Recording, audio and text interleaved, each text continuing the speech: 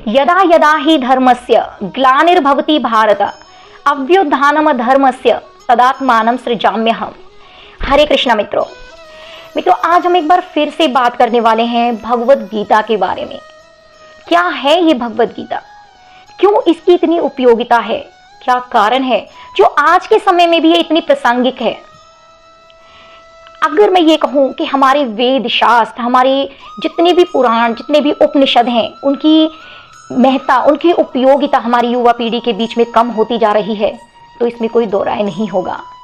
असल में कारण है हमारी आधुनिक शिक्षा का प्रभाव, या कहें धर्म के प्रति लोगों की उदासीनता।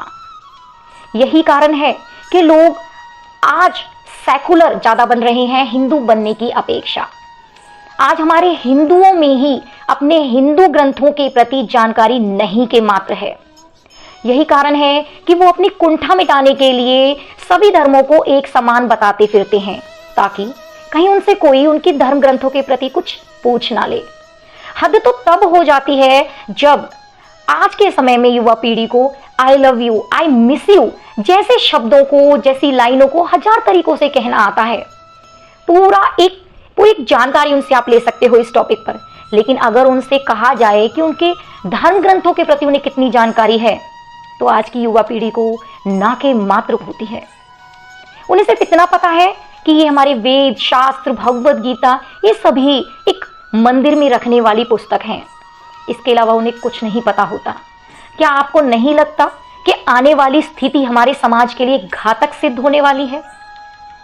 आज की युवा पीढ़ी ही कल के बुजुर्ग होंगे। कैसे वो अपने आने वाली पीढ़ी को कोई अपने धर्म ग्रंथों के प्रति जानकारी दे पाएंगे, या उनका चरित्र का निर्माण कैसे कर पाएंगे जब उन्हें खुद कुछ पता ही नहीं होगा। भगवद गीता मानव चरित्र का, मानव जीवन का पूर्ण रूप से निर्माण करती है। जीवन जीने की कला को सिखाती है।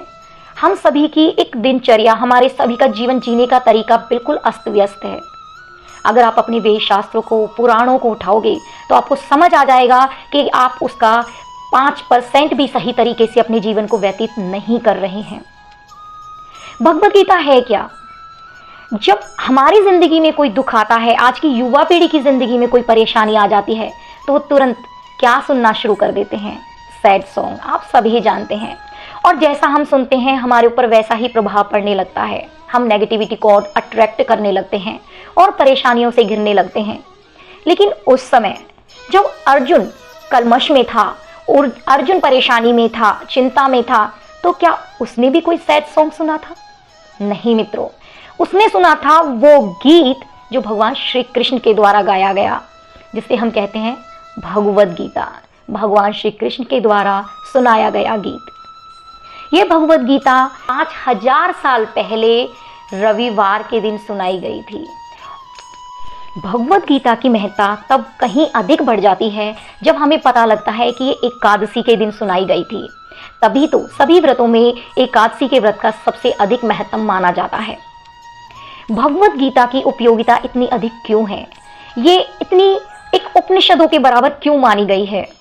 मित्रों, आपने सोने की अंगूठी को तो देखा ही होगा, जिसमें आप हीरा लगवाते हैं। हीरा छोटा सा होता है, पूरी अंगूठी सोने की होती है, फिर भी हम उस अंगूठी को क्या कहते हैं? हीरे की अंगूठी। उसी प्रकार महाभारत के 1,00,000 श्लोकों में से 700 श्लोक भगवद गीता के हैं। उसका सिर्फ इतना सा ही पार्ट भगवद गीता है, लेकिन फिर भी उस महाभारत की उपयोगिता तभी बढ़ती है जब उसमें भगवद गीता शामिल है, वरना उसकी उपयोगिता कुछ भी नहीं होती। अगर मैं कहूँ तो महाभारत को रचाया ही इसलिए गया था ताकि भगवान श्री कृष्ण हमें वो भगवद गीता सुना सकें। आपको क्या लगता है, भगवद गीता अर्जुन के लिए थी? नहीं, वो सिर्फ अर्जुन के लिए नहीं थी। इस पृथ्वी पर, ब्रह्मांड में सबसे महान मोटिवेशनल स्पीकर भगवान श्री कृष्ण, उन्होंने उस समय के लिए नहीं, आगे आने वाले समय तक के लोगों के लिए ये भगवद गीता सुनाई थी। उन्होंने पता था कि इससे भी कहीं बुरा समय आने वाला है और लोगों को राह दिखाएगी ये भगवद गीता, मार्गदर्शन करेगी ये भगवद गीता। भगवद गीता में 700 श्लोक हैं, जिनमें से 574 श्लोक कृष्ण जी ने, 84 श्लोक अर्जुन ने, 41 श्लोक संजय ने और 1 श्लोक धृतराष्ट्र ने बोला है। इसकी उपयोगिता दिन पर दिन बहुत अधिक बढ़ती चली जा रही है। इसी कारण से मैं आपके सामने कोशिश कर रही हूँ कि पूरी भगवद गीता के 700 श्लोकों के द्वारा एक सरल भाषा के रूप में आप तक ये पहुँचा सकूँ। वैसे तो मैं ही क्या, इस पृथ्वी पर कोई ऐसा व्यक्ति नहीं है जो इसकी पूर्ण विवेचना कर सके, पर मैं छोटी सी कोशिश कर सकती हूँ आप सभी के लिए। उम्मीद करती हूँ कि आगे आपके सामने अध्याय के साथ 18 अध्याय और 700 श्लोकों में सरल शब्दों में इसकी व्याख्या की जाएगी। आप मुझसे कनेक्ट रहिएगा। उम्मीद करती हूँ कि आपको वीडियो अच्छी लगेगी, तो चैनल को सब्सक्राइब कीजिएगा ताकि आगे आने वाली वीडियो से आप अपडेट होते रहें। लाइक कीजिएगा, शेयर ज़रूर कीजिएगा। आज के समय में हमारे सनातन धर्म को इसकी सबसे ज़्यादा ज़रूरत है। मित्रों, भगवद गीता सिर्फ हिंदुओं के लिए नहीं है। उन्होंने कोई भेदभाव नहीं किया था, कोई आपस में ये नहीं देखा था कि इसको कौन सुन सकता है कौन नहीं, कोई भी सुन सकता है। भगवद गीता सिर्फ सन्यासी या तपस्वी लोगों के लिए नहीं है। भगवद गीता सिर्फ धार्मिक और आध्यात्मिक लोगों के लिए नहीं है।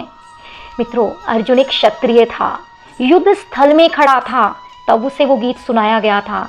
ये आपके लिए सबसे बड़ा उदाहरण है कि हमें भगवद गीता अपने गृहस्थ आश्रम में रहकर, इस जीवन में अपनी सारी क्रियाकलापों के साथ रहकर ही पढ़नी है, ना कि बुजुर्ग होकर। उस समय हमारे लिए इसकी कोई उपयोगिता नहीं रहती। उस समय हमारे लिए सिर्फ एक धार्मिक पुस्तक रह जाती है।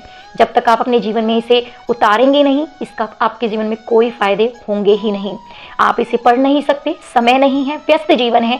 इसलिए आपके सामने ये मेरी छोटी सी कोशिश है कि मैं 700 श्लोकों के साथ सरल भाषा के रूप में और हर श्लोक का आपके जीवन में क्या फ़ायदा हो सकता है, ये बताते हुए आपके सामने ला सकूं। धन्यवाद।